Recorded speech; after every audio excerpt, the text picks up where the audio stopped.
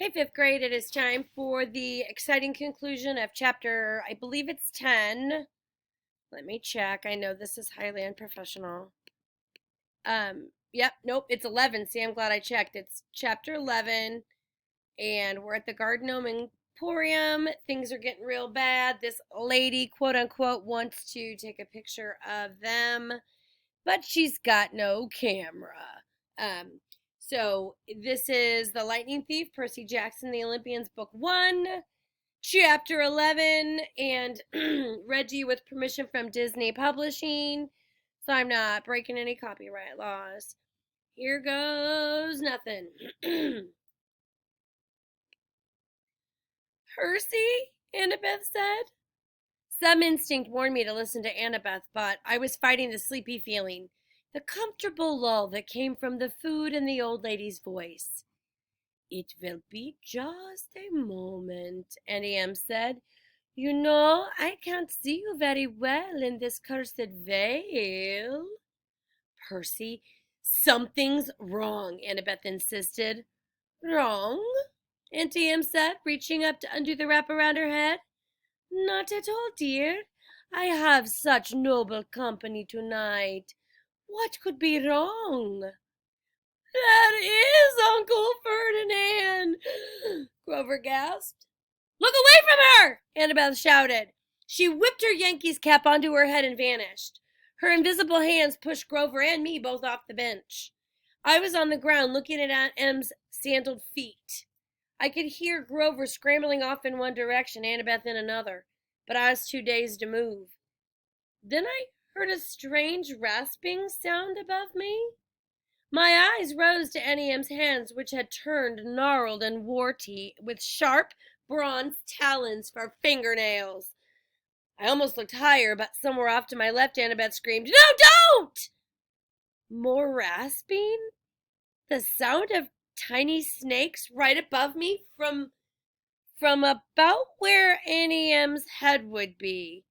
Run! Grover bleated. I heard him racing across the gravel, yelling, Maya! To kickstart his flying sneakers. I couldn't move. I stared at Annie M's gnarled claws and tried to fight the groggy trance the old woman had put me in. Such a pity to destroy a handsome young face, she told me soothingly. Stay with me, Percy. All you have to do is look up. I fought the urge to obey. Instead, I looked to one side and saw one of those glass spheres people put in gardens, a gazing bowl.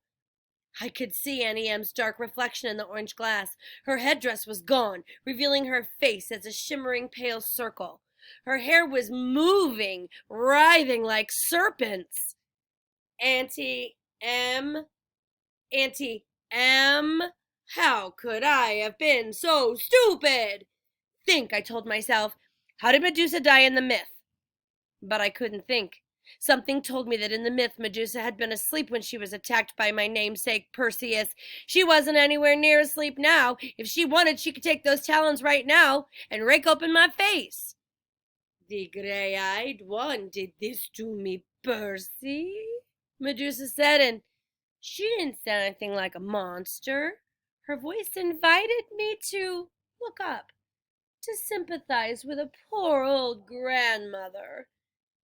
Annabeth's mother, the cursed Athena, turned me from a beautiful woman into this. Don't listen to her! Annabeth's voice shouted somewhere in the statuary. Run, Percy! Silence! Medusa snarled. Then her voice modulated back to a comforting purr. You see why I must destroy the girl, Percy. She is my enemy's daughter. I shall crush her statue to dust. But you, dear Percy, you need not suffer. No, I muttered. I tried to make my legs move. Do you really want to help the gods? Medusa asked. Do you understand what awaits you on this foolish quest, Percy? What will happen if you reach the underworld? Do not be a pawn of the Olympians, my dear. You would be better off as a statue. Less pain, less pain. Percy! Behind me, I heard a buzzing sound like a 200-pound hummingbird in a nosedive. Grover yelled, "Duck!" I turned, and there he was in the night sky, flying from 12 o'clock with his wing shoes fluttering. Grover, holding a tree branch the size of a baseball bat. His eyes were shut tight. His head twitched from side to side. He was navigating by ears and nose alone. "Duck!" he yelled again. "I'll get her!" That finally jolted me into action. Knowing Grover, I was sure he'd miss Medusa and nail me. I dove to one side. Thwack! First I figured it was the sound of Grover hitting a tree. Then Medusa roared with rage. "You miserable satyr," she snarled. "I'll add you to my collection." "That was for Uncle Ferdinand!" Grover yelled back. I scrambled away and hid in the statuary while Grover swooped down for another pass. Kerwhack! "Ah!" Medusa yelled, her snake hair hissing and spitting. Right next to me, Annabeth's voice said, "Percy!" I jumped so high my feet nearly cleared a garden gnome. "Jeez, don't do that!" Annabeth took off her Yankees cap and became visible. "You have to cut her head off." "What? Are you crazy? Let's get out of here." "Medusa is a menace. She's evil. I'd kill her myself, but..."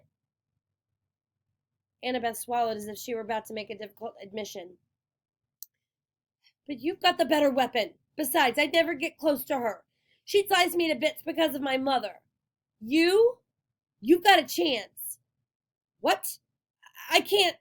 "Look, do you want her turning more innocent people into statues?" She pointed to a pair of statue lovers, a man and a woman with their arms around each other, turned to stone by the monster. Annabeth grabbed a green gazing ball from a nearby pedestal. "A polished shield would be better."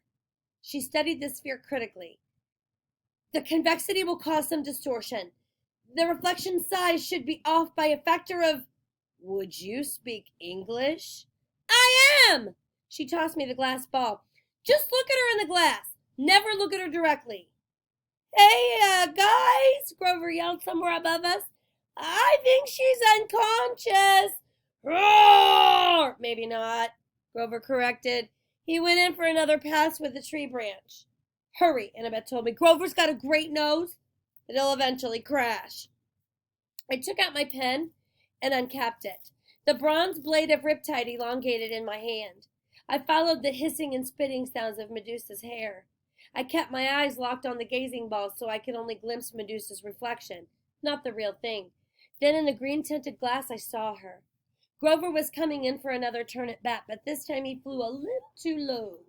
Medusa grabbed the stick and pulled him off course. He tumbled through the air and crashed into the arms of a stone grizzly bear with a painful Medusa was about to lunge at him when I yelled, "Hey!" I advanced on her, which wasn't easy, holding a sword and a glass ball. If she charged, I'd have a hard time defending myself. But she let me approach. 20 feet? 10 feet? I could see the reflection of her face now. Surely it wasn't really that ugly. The green swirls of the gazing ball must be distorting it, making it look worse. "You wouldn't harm an old woman, Percy," she crooned. "I know you wouldn't." I hesitated, fascinated by the face I saw reflected in the glass. The eyes that seemed to burn straight through the green tint, making my arms go weak. From the cement grizzly, Grover moaned, "Percy, don't listen to her." Medusa cackled, "Too late." She lunged at me with her talons. I slashed up with my sword, heard a sickening schlock, then a hiss like wind rushing out of a cavern. The sound of a monster disintegrating. Something fell to the ground next to my foot. It took all of my willpower not to look. I could feel warm ooze soaking into my socks, little dying snakeheads tugging at my shoelaces. "Oh, yuck!" Grover said. His eyes were still tightly closed, but I guess he could hear the thing gurgling and steaming. "Mega yuck!" Annabeth came up next to me, her eyes fixed on the sky. She was holding Medusa's black veil. She said, "Don't move." Very, very carefully, without looking down, she knelt and draped the monster's head in a black cloth, then picked it up. It was still dripping green juice. "Are you okay?" she asked me, her voice trembling. "Yeah," I decided, though I felt like throwing up my double cheeseburger. Why didn't why didn't the head evaporate?" "Once you sever it, it becomes a spoil of war," she said. "Same as your minotaur horn. But don't unwrap the head. It can still petrify you." Grover moaned as he climbed down from the grisly statue.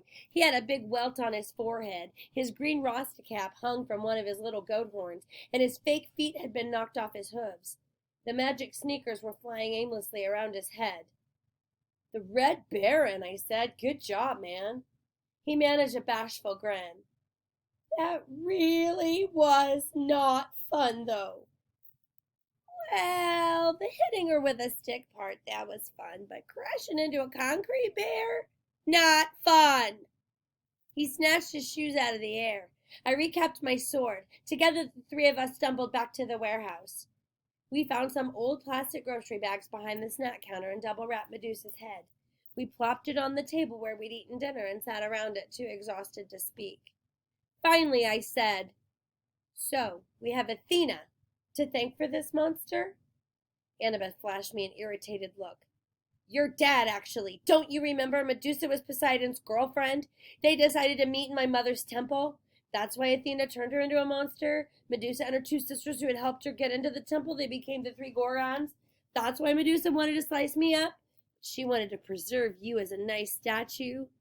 She's still sweet on your dad. You probably reminded her of him." My face was burning. "Oh, so now it's my fault we met Medusa." Annabeth straightened. In a bad imitation of my voice, she said, "It's just a photo, Annabeth. What's the harm?" "Forget it," I said. "You're impossible. You're insufferable. You're—" "Hey!" Grover interrupted. "You two are giving me a migraine, and satyrs don't even get migraines. What are we going to do with the head?" I stared at the thing. One little snake was hanging out of a hole in the plastic. The words printed on the side of the bag said, "We appreciate your business." I was angry, not just with Annabeth or her mom, but with all the gods for this whole quest, for getting us blown off the road and in two major fights the very first day out from camp.